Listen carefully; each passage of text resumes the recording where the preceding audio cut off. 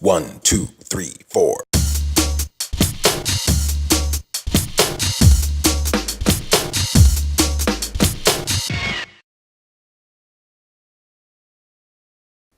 Hello everyone, my name is Zulu and this is Zulu FYI.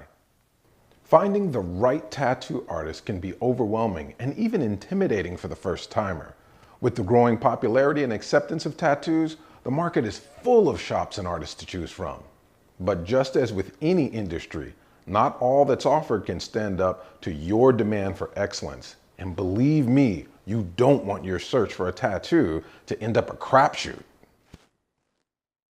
With that said, here's the million-dollar question. How do you find an artist that's right for you? I emphasize right for you. Just because someone tattooed your friend doesn't mean they're necessarily right for you. Some artists are well-rounded and can do just about anything, but many are better at some things than others. And most artists have a preference or enjoy doing a particular style over another. An artist that's great with black and gray portraits might not be so good with new school and street art. Another who's good with neo-tribal designs may not be so good at birds and animals. So this really turns into a twofold question. How do you pick a design and an artist? But not necessarily in that order.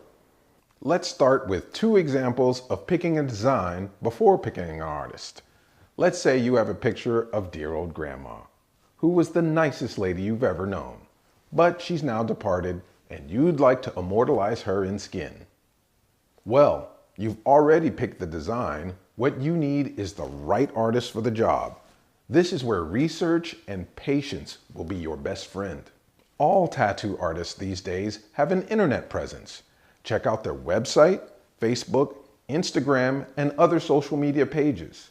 Find an artist who excels at portrait tattooing in particular. This is one of the most difficult tattoos to execute properly and demands the ability to convincingly tattoo realism. Too heavy of a hand or the wrong placement of a shadow can turn dear old Nana into Groucho Marx. Comb through the artist's portfolio of portraits. Look for examples that have the actual person's picture displayed next to the final tattoo for comparison. Here's another example. Let's say you want this beautiful Sri Yantra tattoo. Once again, you've already picked the design first, and now you need an artist to make it happen. Well, just because your guy made grandma look like she was a divine goddess doesn't mean he's the one for this tattoo. It's quite a bit different. This tattoo demands the skill of an extremely steady hand to get all those points sharp and lines straight and clean. The artist will also have to be good with color theory and concepts, so the final piece will be in harmony. So you can see, if an artist's portfolio is filled only with incredible portraits and other black and gray pieces, this colorful piece of sacred geometry may not be their cup of tea. Let's skip to another scenario, finding the tattoo artist before you find the design. You may have an idea or a concept in your head and you need an artist to draw it for you. You've just entered the custom tattooing zone.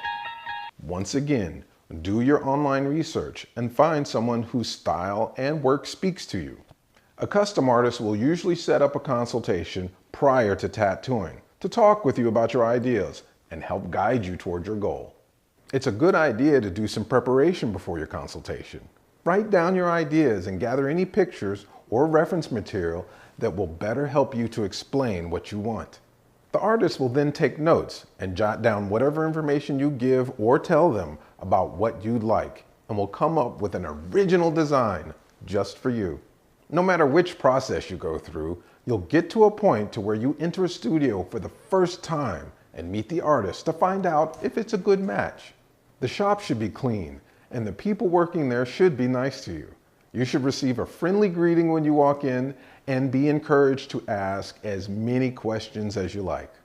Each artist should have proper health and blood-borne pathogen training certificates that are current and in public view. They should show a genuine interest in what you need, as opposed to bullying you into something you don't want or treat you like just another client. A good tattoo artist should be particularly helpful and sensitive to the first timer, knowing that they'll be a bit more nervous than the seasoned collector, and should help alleviate any tension and put you at ease. Nobody wants to be intimidated by some "I'm too cool for school" tattoo guy, or treated poorly just because you don't have tattoos yet. If you get that bad vibe, just leave.